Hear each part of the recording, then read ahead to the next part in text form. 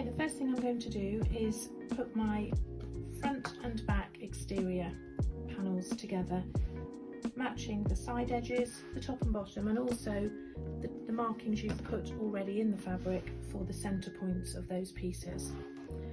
So pin those along the side seams, making sure you keep everything nice and level, otherwise you'll end up with a bag that's a little bit skew with.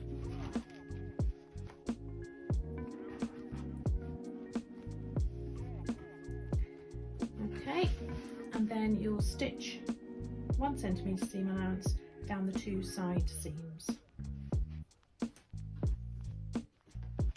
Okay, so I have my front and back now stitched together at the side seams, and I've got my base here which has got the 4 markings that you've transferred from the pattern. I'm going to put the base inside at the bottom of the bag, and I'm going to match up those 4 points. So I'm going to start on the front and the back sections and pin those, lining up the markings that you've got on both pattern pieces, and then go to the side seams. And when you do the side seams and you're matching up, just open up those seams so that it's nice and flat, so that when you're stitching it together it's not overly bulky.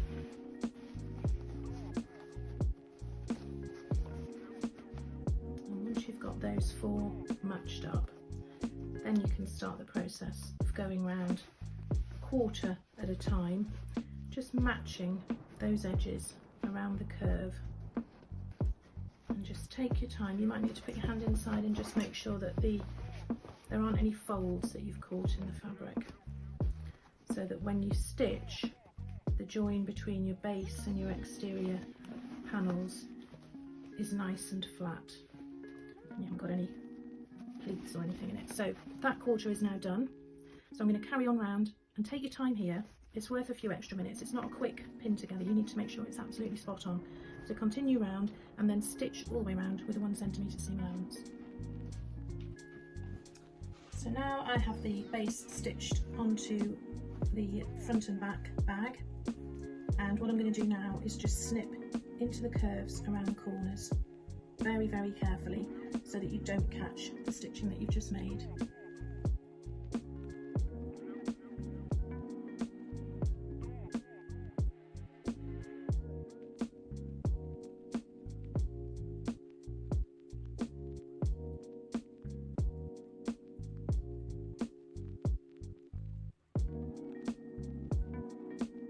Okay, so I've now clipped around the 4 curves, and what I'm going to do now is I'm going to just trim back the seam allowance along what is the front and the back edge of the bag.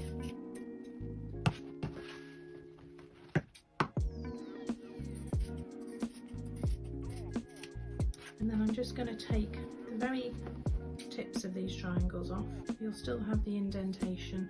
You don't need quite the excess of fabric. Obviously, if you've got some pinking shears, you could do this process with pinking shears, and that will work just as well. There we go. And then I'm going to turn the bag through and all these bits. And I will give that seam a nice little press. But essentially that's the front and the bag, the front and back put together. You can now set that to one side whilst you make the connectors. Okay, so I'm now going to make the strap connectors. So first of all, fold your fabric in half. If you're using faux leather here, I would recommend placing some tape down the centre line to hold the fabrics in place. But if you're using fabric, you don't need to do that. Just lightly press with your fingers to mark the centre. And then with either some tailor's chalk or a disappearing marker that I've got here, just draw that centre line along there, like so. Then take the long edges and fold in to meet that centre line. then just with your nail run along just to fold that in place.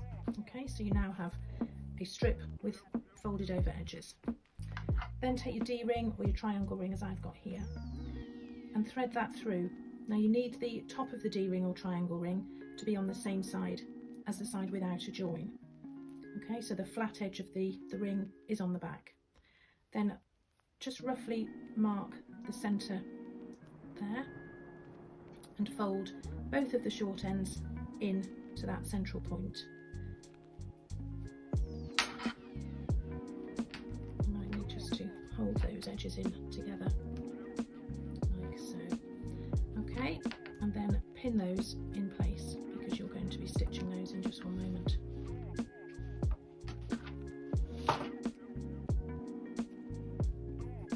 Okay, so now you'll have a shorter rectangle, you'll have a join along the back, and the D-ring or triangle ring will be caught in one of the folds. And then we're going to put this onto the bag and stitch around here to anchor that in position. Okay, so now you have your two connectors ready to attach to your bag. You need to measure 10 centimetres along each side seam of your bag and mark that position. Now whilst you're doing this, it's useful just to finger press open the side seams so that they're flat underneath where your connector is going to go. So measure 10 centimetres and place a pin along that mark, or if you're using faux leather you might prefer to use a leather marker pen. So 10 centimetres is just there, and I'm going to do that on the other side at the same time. So finger press open that side seam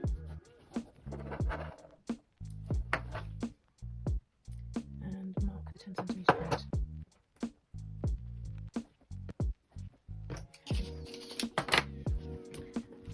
It's useful to flatten the bag down so it's facing, the seam is facing upwards towards you.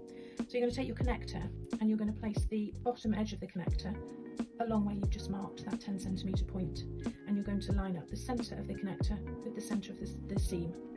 So just carefully place that in position, and then I transfer the pins that I have holding the connector together into the fabric underneath. It can be a bit tricky to pin through all these layers. If you're using faux leather, I think I've said in the instructions I would recommend using tape here, double-sided tape, to stop the connector shifting around.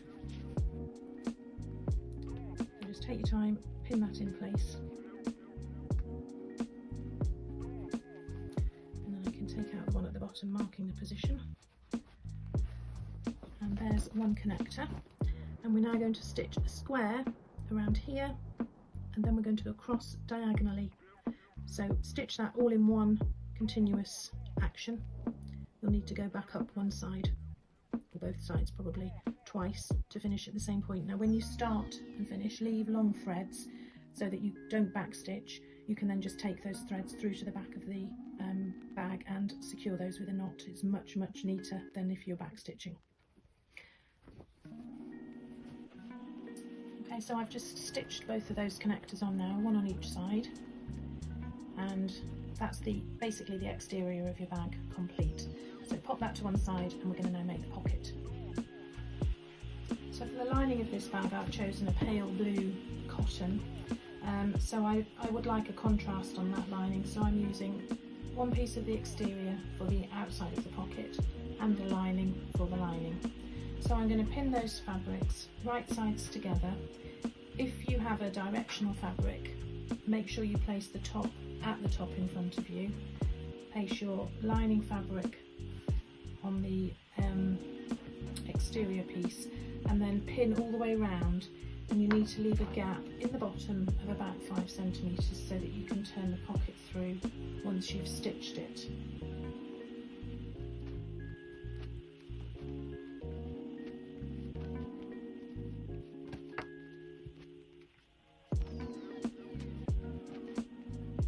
So I'm going to stitch all the way around here now, and where I'm leaving that gap I'm going to back stitch at the start and end of the stitching.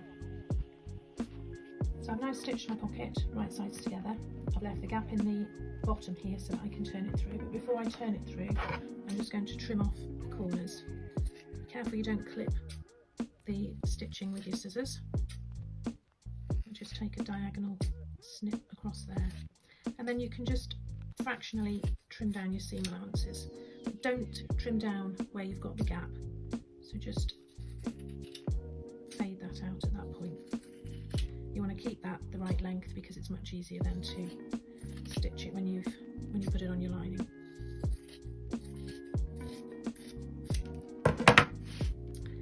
Okay, so once you've done that, you can turn this through.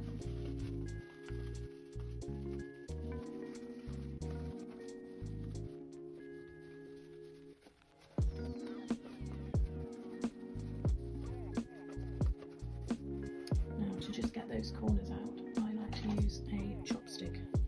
You can use the blunt end of a pencil or just work it through with your fingers. It's just so much easier if you've got something that's pointy but not sharp to press those pieces of fabric out.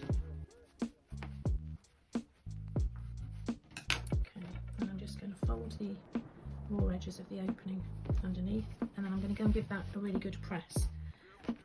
Once I've pressed it, I'm going to top stitch along this one top edge of the pocket, and then we'll attach it to the lining. Okay, so I've now stitched the pocket together, and I've run a line of top stitching along the top edge here. So we still have the opening at the bottom, and that's going to be stitched closed once we apply the pocket to the lining.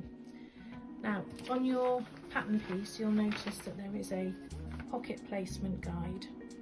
So essentially what you're going to do is you're going to measure 6 centimetres down from the top raw edge of your fabric and place the pocket centrally on that lining piece.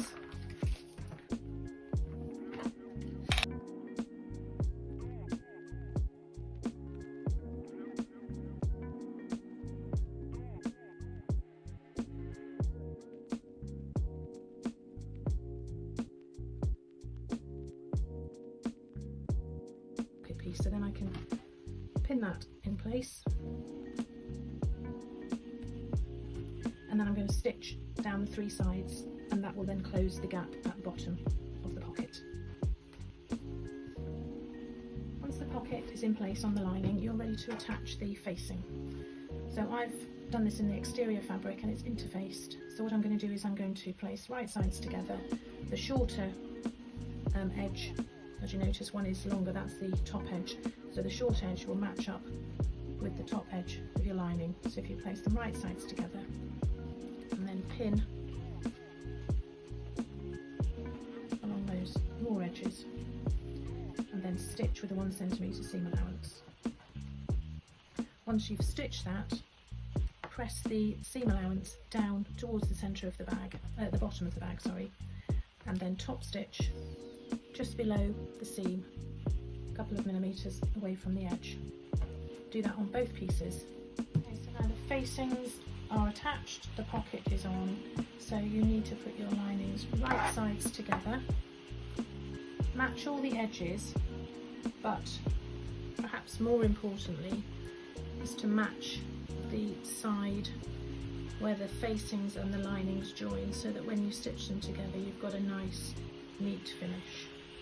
So I would always pin those places first and go from there.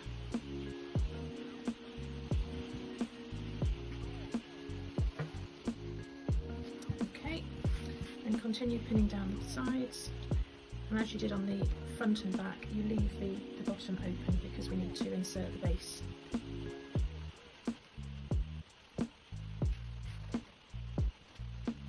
Yep, then stitch down both sides with 1 centimetre.